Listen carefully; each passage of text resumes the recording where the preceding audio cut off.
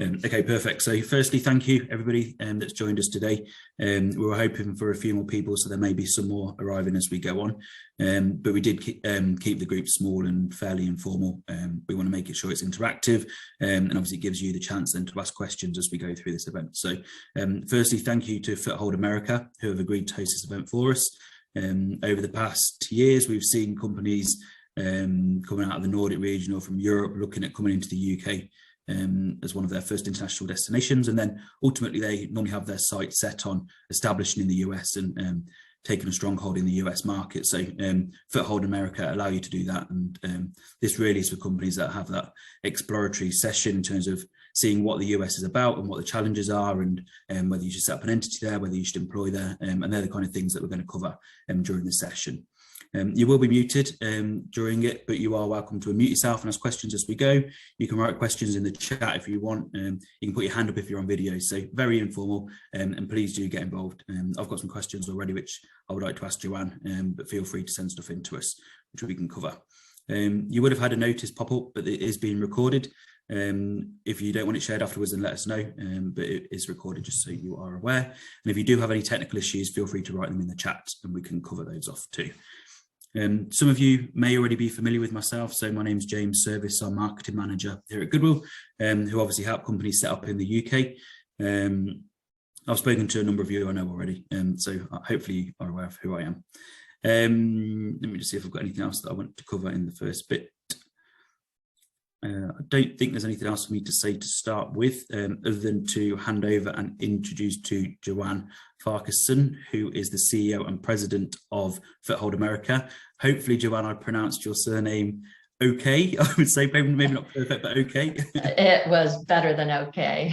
Oh, okay, brilliant. So I'm happy with that then. So I'll hand over to Joanne, who will go through some slides and talk about those areas about establishing the US. I would just say as well, a number of our clients have been using Foothold America over the recent years. They've offered an amazing service, and I know they offer a really good discovery session to get you started. So ask questions as you go, make sure it's useful to you. Otherwise, I'll hand over to Joanne for now. Wonderful. Thank you, James. Thanks to Goodwille and your clients and guests. I'm so excited to be here. We're just discussing how much synergy there is between our organizations. And so very pleased to be here. Thank you. So Hannah, let's go ahead to the first slide, please. So first, let me tell you a little bit about Foothold America. We are the trusted partner of choice for non-US companies testing, expanding, or scaling in the US with services that cut through the complexities of doing business in America. So we like to say we're the easy way to the USA, and that's what we strive for. Hannah was gracious enough to let me know who is attending today so I could do a little research, learn a bit about you. But this is my assumption of who you are, a visionary executive with existing US clients, an understanding of the US market opportunity, or a drive to stake your claim in the world's biggest economy. So hopefully, if that represents you, you're in the right place, and we'll find some valuable information today. So one of the things we discuss with folks when they contact us is to help figure out if they're ready to go to the US. There's no real formula, but I can share with you some of the questions that you probably should be able to say yes to. And if not yes, then I'm working on it. So one of them is, do you have proof of concept in your own home country or have clients in the US? So sometimes folks will contact us and they've really just started their business and it's not even really off the ground in their home country. So we find that those who really have sort of gotten their things together a bit locally are very successful. Do you have a core management team or advisory board in place? The reason this is important is because it takes a lot of time to expand. And that core management team might be 1 or 2 people, but knowing who is going to be responsible for an expansion is very important. And have I considered my US distribution model? It could be agents or distributors or contractors or employees. And of course, that varies with the industry. It may differ from how you distribute your product or service in your home country, but that's important to gain an understanding of that. Do I know my level of commitment to the US market? Are you testing or are you committed? Many people don't know the answer to this. The perspective might be testing, and if all goes well, then we'll be committed. But I think it's important to sort of start with the end in mind and go, well, what would we like to have happen here? What is our intention? Do I have funds for US expansion? Very often we hear jaws dropping to the floor as folks hear about US health insurance, employee benefits, and salaries and things like that. So, managing or doing your research on a budget is very important. Oh, look at that. Have I developed a budget? And so one of the things that we take pride in is giving transparent pricing, not just for our services, but all of the costs surrounding what we do. And so it's important to make sure you've kind of thought through all the pieces with your budget. So when people contact us and we are US expansion experts, that could mean they're expanding in a number of different ways. And so when I was asked to talk with you about US expansion, I thought, well, it could mean many, many things. So is it simply selling your service there? Are you looking for capital? Do you know you need a subsidiary? Are you hiring employees or not? Are you selling online solely? So we won't be able to touch on all of these today. So instead, I'll let you know what are the things we are going to discuss.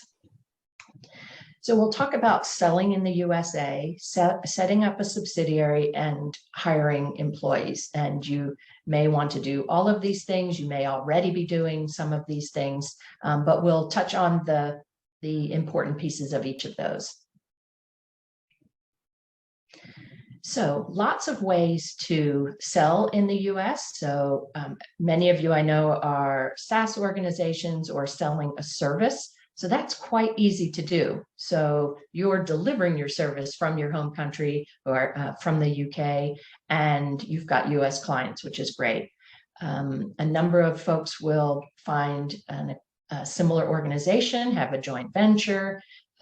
Some of our clients, as they grow, they end up merging with a similar US company. So that helps their growth go even faster. And then there are, of course, employees or distributors or independent contractors. We'll talk a little bit about what that exclamation point means when it comes to independent contractors in the US. And based on how you're selling, there are certain things you may need. So an EIN, you'll hear that over and over again. It's an employer identification number, sometimes called an FEIN, the Federal Employer Identification Number.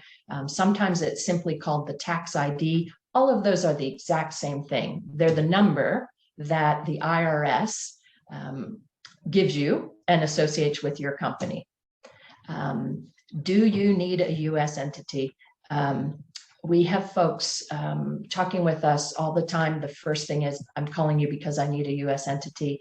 And that's not always the case right from the beginning. There is definitely value to putting an entity in place, but it also opens up a level of complexity that you might not need yet. You probably want contract guidance. And what I mean by that is making sure that whatever agreement you have with your suppliers or your clients, that it has been reviewed by a US attorney so that if you run into problems, you are protected. And we often hear people say, and it is true, that the US is a litigious country. However, your best protection from litigation is to have a solid contract in place that U.S. attorneys have viewed. So I don't want to give the impression that everyone sues everyone. You can go your entire life and your entire business life without ever being sued, but having contract guidance is the best way to do that. Same thing for employment guidance. It also is a place where employees will choose to sue or threaten to sue if they feel like they're not being taken care of, or so employment guidance for sure. And of course, when you have access to organizations, associations, referral sources in your industry, that's going to assist your selling. Branch offices are something that people often talk about, but it's hard to, or they may not know exactly what they mean by that. And that can be a tax issue. And then you probably need a virtual address if you are not, going full out and opening an office.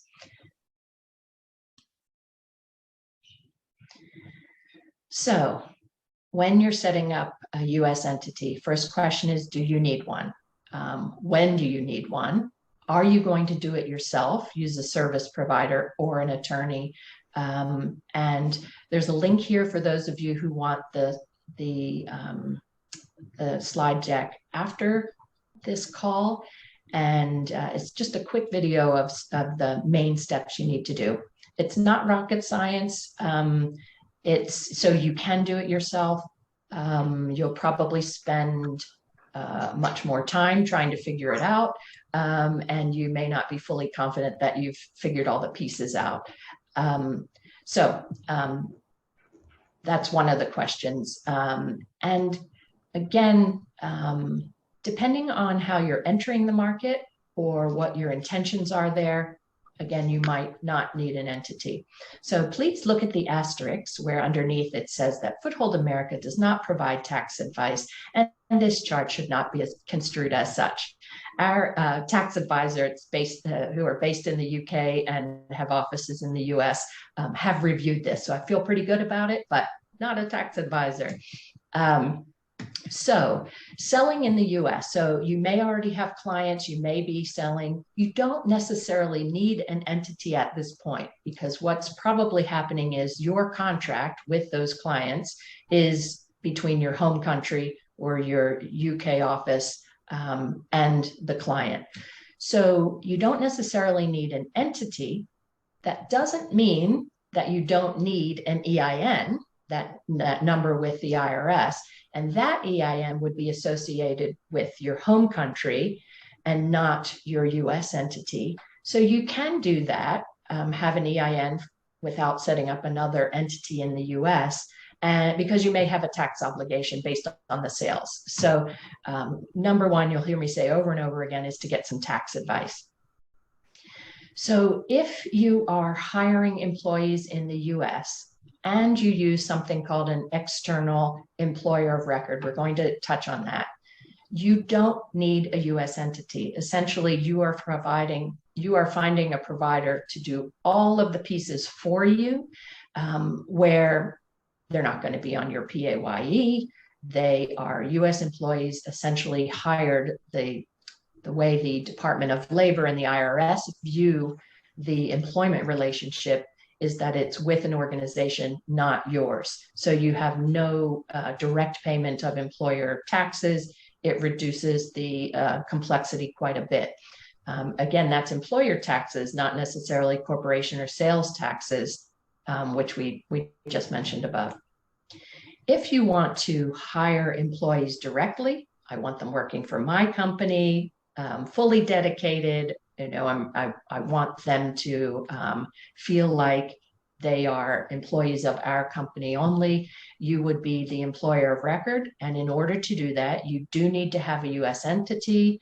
You are responsible for the employment taxes, the benefits, the payroll, the hiring, the firing, everything when you become the employer of record.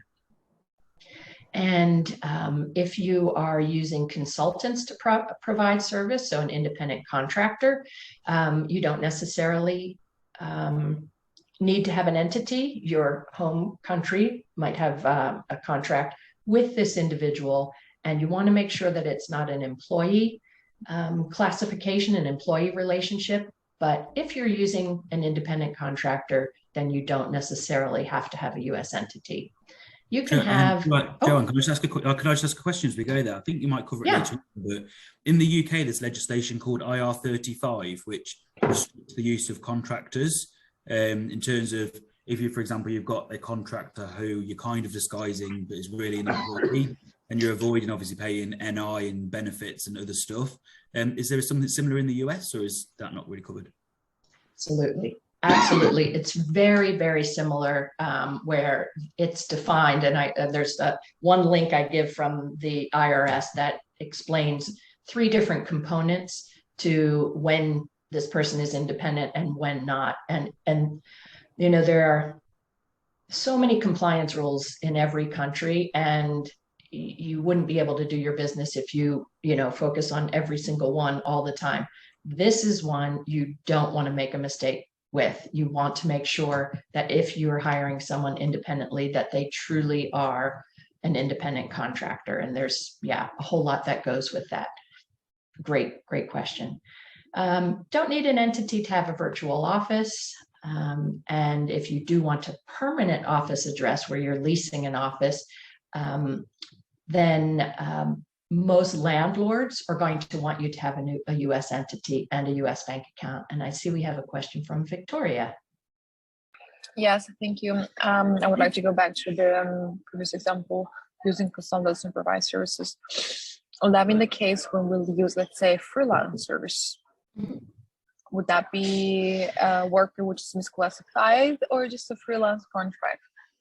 It's a great question, because in the US, an independent contractor, a consultant, a freelancer, those are all different names for the same kind of relationship. This person has their own business. They're working for you for maybe a project, maybe for a certain amount of time, but you are not directing their work. Can't tell them when to work, 9 to 5.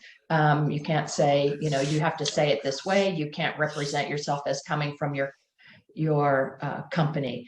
An example of when you can successfully hire a freelancer independent contractor often comes up with tech companies, where you're saying, I want a developer to create this piece for me, and they're an expert, and I've told them what I want, and they're going to give it to me. And I'm not telling them how to do the work. So the giving direction is a big part of that.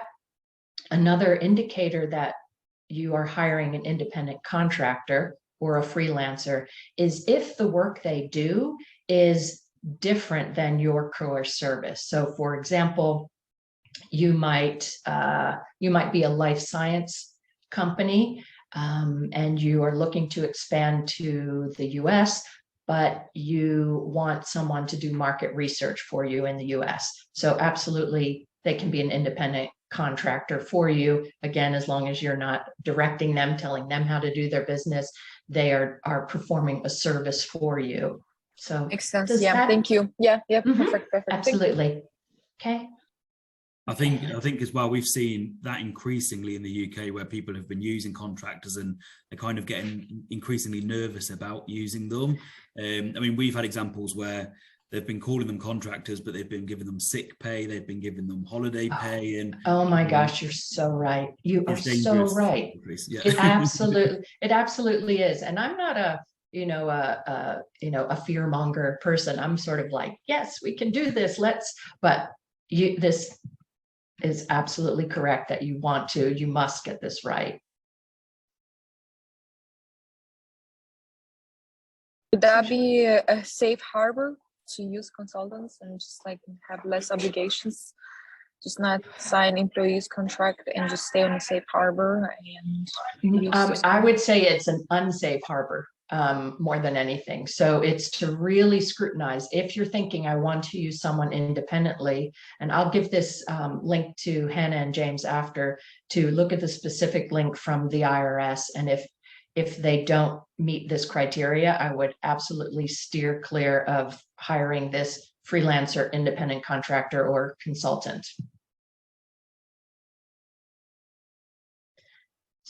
Unless there aren't are more questions, then we go to the next slide. Great. So there are different ways to hire US employees. We touched upon independent contractor, and it's not quite right for me to say they're employees because they're not your employees. It may be US workers or US service providers.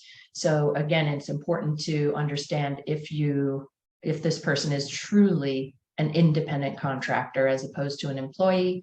You can use an external employer of record, such as one of the services Foothold America provides, or you can be the direct employer of record. So those are really your choices for having employees. And at-will employment is something that catches people's attention. It's very, in my view, having lived in the UK for a bunch of years, I now live in France, and there's a whole different way of thinking about and treating employees. But at-will employment, which is the case, which is legal in almost every state, is that you can terminate an employee at any time without notice for any reason, unless that is an illegal reason, which we'll talk about. The flip side to that is the employee can also quit without giving you any notice. So in the US, we use what are called offer letters, not employment contracts. And that's in part because of the litigious nature of the US. And we go, let's not make it a contract legally looking thing, because then there are lots of places where you can make mistakes and give a disgruntled employee, for example, an opportunity to sue you. So the offer letter has some very specific components to it, but there isn't the promise of ongoing employment. For that reason, there's typically not a probationary period, because we know as employers that we can terminate employees at any time. So it can be a little tricky. The standard in the US is to give 2 weeks notice. So we ask that of employees. Employees expect to get 2 weeks of notice. However, the employer, wanting to foster some loyalty from employers, can certainly add a notice period, and then that would go both ways. So you can add the notice period, but typically that's not the case. And the upside for you expanding to the US is when you find that candidate, they're probably going to be able to start for you in 2 weeks. And you can't be discriminatory, or if someone complains about some of your services or how you're conducting business, you can't retaliate and say, gosh, this person's a troublemaker, they're out of here. And so even though it's called at-will employment, we follow the same procedures you may be familiar with. So performance improvement plans. And so this is allowed, but employers in the US do treat employees better than this most of the time. And employees have an expectation. If I've been there 5 or 10 years, I'm not going to walk in the office one day and you're going to say you're out of here. So there's an underlying trust that can be built there. But when push comes to shove, they can leave and you can fire them unless you've made some other arrangement within the offer letter. Can I interfere here with a question? I beg your pardon. Absolutely. Do you guys usually sign a termination agreement, or it's just an unnecessary formality? It's a great question. So under normal circumstances, if it's voluntary, a voluntary termination, the employee would send you a resignation letter, and the HR business practices, best practices would say, that's acknowledged with an email, and this is what's going to happen, in terms of return of equipment and continued health insurance, that kind of thing. If it's involuntary, this person, has made an egregious, action, or they've not performed up to par and you want to terminate them, there will be a termination letter. It's mostly informative. So this is what's going to happen next, as opposed to any kind of agreement where, you're going to provide something to them in terms of pay. An employer has the right to say, hey, we're firing you, but we want to pay you for a month. So, you would put that in a termination letter. It's just purely documentation, but not it's best practices, not a legal requirement. Does that answer your question? Yes, thank you. Okay, great. Okay, next part of this slide, the jaws may drop. So in theory, employer taxes are quite low in the US. However, salaries are generally high, and especially for professionals.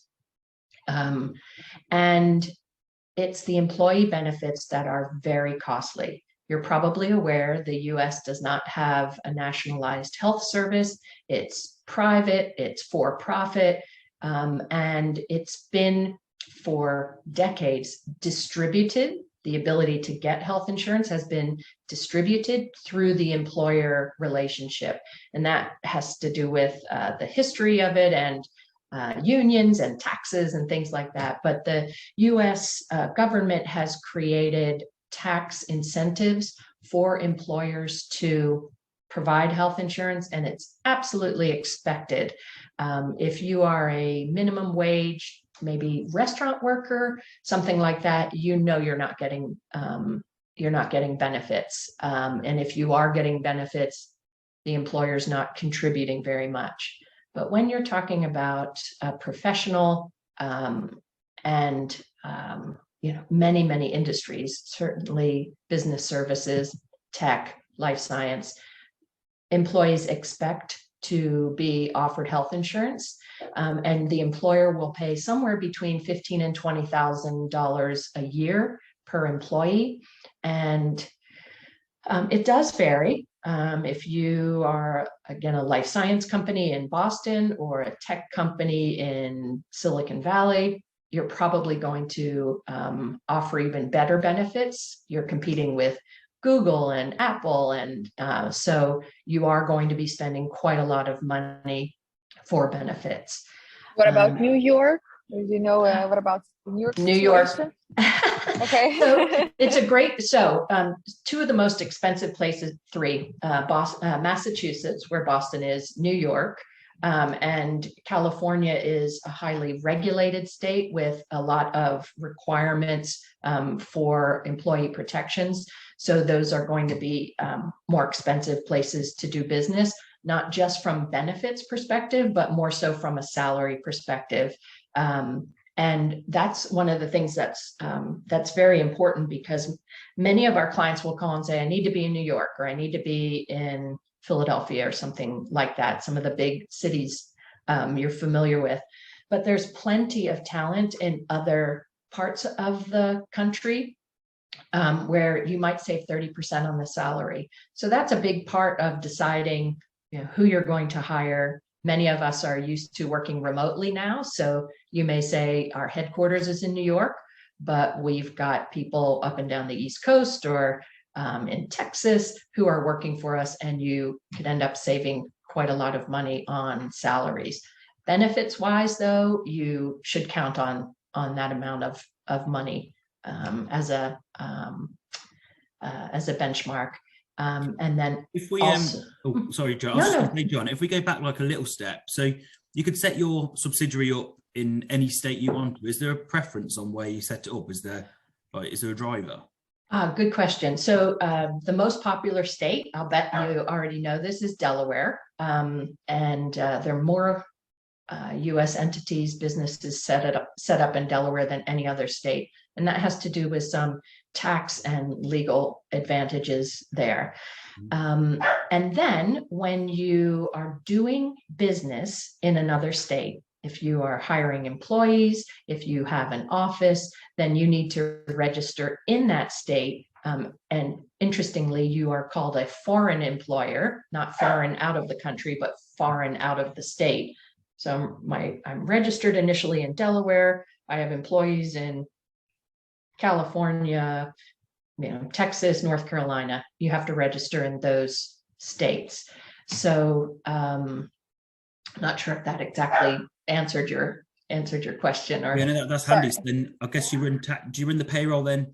Would you have like one provider for US payroll covering all of those independent states, or is it really fragmented? It's a great question. You should, because that'll make your life easier. There are, say, a bookkeeper or an accountant who runs a small business and may only work within their state, and they work with other small businesses. But it's more common to have a national provider. It's just so much easier. And that would hold true for having a national provider for the employee benefits. So all of the employees, wherever they are in the US, have the same health plan and the same provider. Okay, May I ask you a question? Of course. Would that be a practice that maybe you can see from your experience where the companies will register themselves in Delaware and will do business, say, in another state, New York, for example, Absolutely. and will be legally binding in force of, for the tax reasons in Delaware and will have nothing to do with New York, or they will have to do something with New York? Great question. And that brings us to a little bit of some basic tax information that can be very confusing. So there's the federal government at the top, and they have taxes. That's the IRS, your corporation taxes. And then every state has the ability to tax businesses and individuals. Almost all of them do. Delaware, for example, is a lower tax state. However, when you're doing business in New York, say because you have an employee, then you will be paying employer taxes in New York. You may have to pay corporation taxes in different states, depending on the level of your sales in that state. So, and every state is different.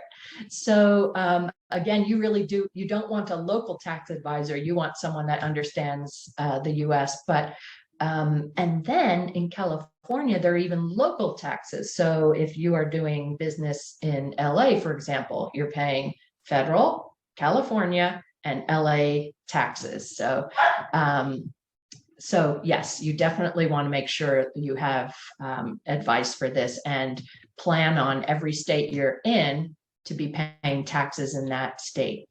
Now, having said that, if you have 4 employees in New York, you'll pay the employment taxes on those. If you have 2 in New York and 2 in California, those will be split between the 2 states. So it's not actually that you're being taxed on top. It's just that each state has to be filed separately. So for example, when our attorneys send us our annual filings, our state filings are over 300 pages. So some states will have 10 pages and some states 2. But yeah, it's quite the tangle. I got it, but you will pay the corporate taxes in the state where you incorporated the company, only in one state, the incorporation state. And then you'll split the other taxes by the states you're acting with that. So the federal taxes always go to the IRS, and they're driven by IRS rules. The corporation taxes and sales taxes are going to depend on where you do business. Simply having having a business registered in Delaware, and if that's all you're doing there, you're not going to have additional taxes there. You'll have some annual fees to continue your registration, but there are other advantages there where setting up in Delaware may make sense for you, but it's not as if you're going to be taxed on all your sales in Delaware as well. That's simply the place where you're registered, if that makes sense. Thank you. Mm-hmm. And then just lastly, most people know, or many people know, that the US doesn't give as much vacation as many other countries. There's no requirement to give vacation. If an employer decides to, they just have to give it equally. And many US employees are used to having 10 days of vacation or less. And they would have to, say, accrue that over the first year. So they may not take any vacation for the first 6 months. They often will just add a day or two on either side of a bank holiday or the equivalent of a bank holiday in the US. They often will check emails while they're on holiday. So the work mentality there is very different than the UK and Europe. I'm not suggesting it's more efficient, but the work-life balance is not as balanced. So that's just one little cultural difference. Are people generally happy then with 10 days? Is that what they're... I wouldn't say happy. And I would say that it depends on the industry, and it depends on the caliber of folks, not caliber, the level of education, services they're providing. I don't think we have any clients that offer 10. When we're the employer of record. They can choose, but most don't. Some will want to mirror their home country or say what they're offering in the UK. I would say at least 15, and some still have unlimited in the US. But from a business perspective, you may want to balance the fact that they're making more money and they get less. So that's part of the discussion about how you want to build your US culture. Personally, for our UK and US employees, I match wherever I can match, I match. So our US employees are blown away by the fact that they get 25 days a year and they don't use them. And I'm like, you guys, please take the leave. So yes, that's just one example of many. And I know you mentioned, sorry, I've got another question. You mentioned about the leave being the same, but it has to be equal. Is that regardless of what their level is? It just has to be equal across the organization, or? It does. So, and that's another thing that's very different for some countries to get used to, where they'll say, well, this person's our country manager. We want to pay 100% of their health insurance, but for the sales reps, we don't, because that's too expensive. Absolutely not. There are lots of anti-discrimination rules for different pieces of employment to make sure that those who have lower salaries are not, saddled with massive health insurance out-of-pocket costs. So, Good question. Fine. My last comment just on that slide, because it might be useful for people as a comparison, obviously, to the UK on employee costs. So obviously in the US, you're paying 15 to 30% more on salary costs potentially. In the UK, you're paying 13.8% as employers' taxes, so a little bit less in the US. However, obviously in the UK, you have no requirement for private medical. So obviously you haven't got that 15,000 there. The only mandatory benefit that you're paying in the UK would be pension contributions, and the employer contributions are just 3%. So you've got, I would say, significant more costs in the US compared to the UK. Yes, that's true. And I find, so I mentioned I'm in France, and, people think, oh, France, it's super, high tax. And it is, because things are bundled.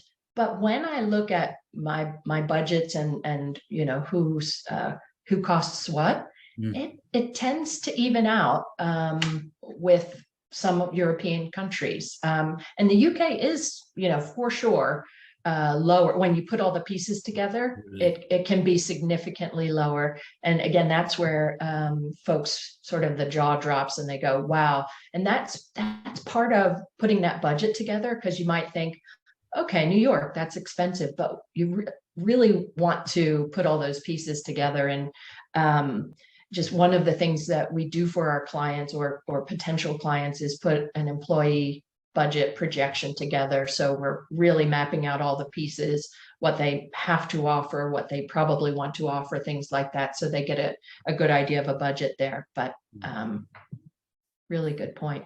Cool. And lastly, I will introduce you to two of our US expansion advisors. They are amazing people. They're they know what they're doing. Rose on the left is a British citizen. Both of them live outside of London. Rose has a recruiting background where she lived in New York, she's lived in Australia, so she's very, she understands how the differences in hiring and expanding will vary. And Laurie just joined us recently, but she was an international trade advisor for the Department of International Trade in the UK for 7 years. She's an American who moved to the UK and has raised a family. I don't think she's not a dual citizen, but again, when we work with our clients, people understand the US and they understand what it's like and what some of the questions might be, or the things you don't know when you're outside of the US. So I encourage you, again, you'll see their contact information here, where you can go to our website and schedule a discovery call.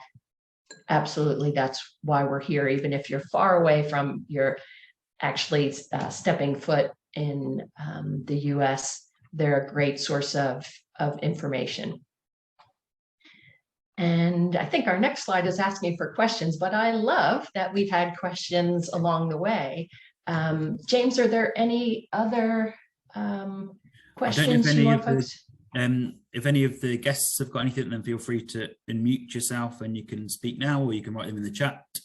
I have a couple, just which things we didn't touch on. These are the things that people normally ask me when they're coming to the UK. So I'm going to ask you now, Joanne, for in the US. So in terms of time frame, if they wanted to say hire somebody in 3 months' time, what kind of time frame should they be working for in terms of employer of record or setting up an entity? How does it work? Great question. So you may recall that I had a link for a video on our YouTube channel, and I put it's pre-COVID timeline. So some things are taking much longer because it's government related. So in general, when you want to use an employer of record, so you're just saying, I want to get in, hire, you can have someone on board in a week. So you found your candidate, we're writing the offer letter together, and they start, and their benefits start the first day. So you can do that very quickly.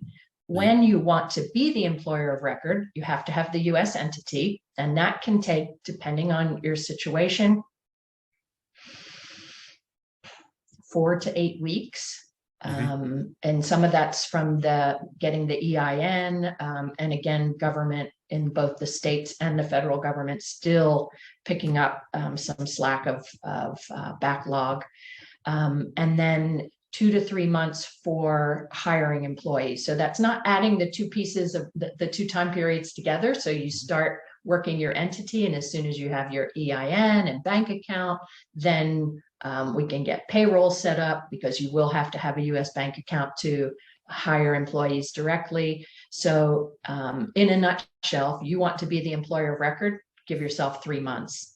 So you'll start this process before you have your candidate, unless you happen to have a candidate that says, hey, when you're ready, I'll come and work for you. But generally, you start the process, and then you start recruiting to get that person on board when you're the employer of record.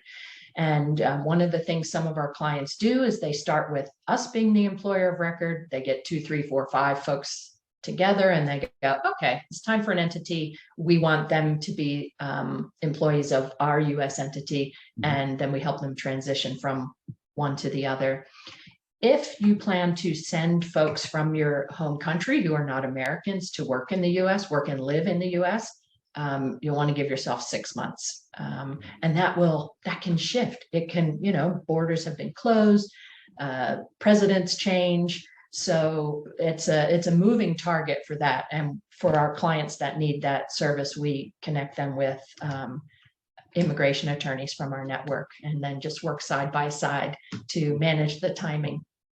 Cool. I've had a question here actually, Joanne, from one of the people, Sarah, saying it links to that. Do you have a viewpoint on when European employees setting up in the US need to stop using ESTAs and apply for a visa?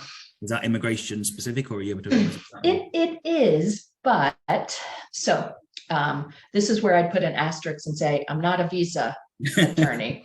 However, so ESTAs are to officially allow you to come into the US. Generally, that's a senior person, might be the owner coming to the US to have meetings with clients, maybe view office space, things like that, but they're not officially doing business. So what you wouldn't want to do is send one of your top folks on an ESTA to the US to sort of live there for 3 months to get the US off the ground. That would be considered working in the US. Do people do it? Yes. Is it risky? Probably. So yeah, that can be tough because sometimes you just want them there for a few months. And very often folks will say, I want to send my people there because I want to make sure that the culture of our organization is embedded in the US. And sometimes when you see all the pieces and the cost, sometimes they decide against that. And another option is to bring your US employees to your home country to say, this is how we do it here. So there are ways around it, but the immigration piece of it is quite the hurdle. And sometimes it's absolutely appropriate and it's the best thing, but not always. Cool. One final question from my side. Bank accounts, you touched on there, Joanne. In the UK, they're a nightmare. Yes. Equally in the US? Equally in the US? Well, it's interesting. So I'd say not as much of a nightmare. Okay. You do have to have your EIN and be registered and things like that. And different banks will want different documents. So some of them will want to see a business plan. I don't know why that's their business, but they might want to see a business plan. With COVID and travel restrictions, many banks have lowered their requirement or lowered their standard to have you physically come to the US to sign and set it up. So that part's nice. For sure, some banks are still going to say, you can't just send us a wet signature through the post. You have to physically be here. But the folks that we work, the partners, our bank partners, are folks that are going to let you register. They're going to want to see, they have to know their clients. So they're going to want to see that you are a legitimate company and wherever your home country is and your US setup. It's not quite the nightmare. It still can take 2 weeks, 4 weeks. Okay. Fine. That's pretty quick compared to the UK. That's good. If we get a bank account in 2 weeks, we'd be over the moon. So, oh my gosh. Yes. Okay, perfect. I'm conscious of time because I know we said we're finishing now. So if nobody's got any more questions, then we'll look to end the session. Just to confirm, we'll send the slides around to everybody so you'll have access to those as well, so you can look back. You're more than welcome, and I would encourage you all to reach out to Joanne. As you mentioned, there's a discovery session available, so she can do a one-to-one with you, talk about your plans, whether they be next week or whether they be in 2 years' time. I would just encourage that session with Foothold America to get more questions answered. It's a shame to hear, a bit like the UK, there is a sue culture in the US as there is in the UK. So many things Joanne referenced, I talk about when I speak to prospects too. So it's critical that you get it right. Don't leave it to chance. And yeah, Foothold are in a great position to support you with your expansion to the US. So appreciate everyone's time for joining. Thank you very much. Appreciate your time, Joanne, as well. Thank you. And Hannah, I have one more very important slide. Thank you very much for having me. It really has been a pleasure. We speak the same language, and I know you're taking care of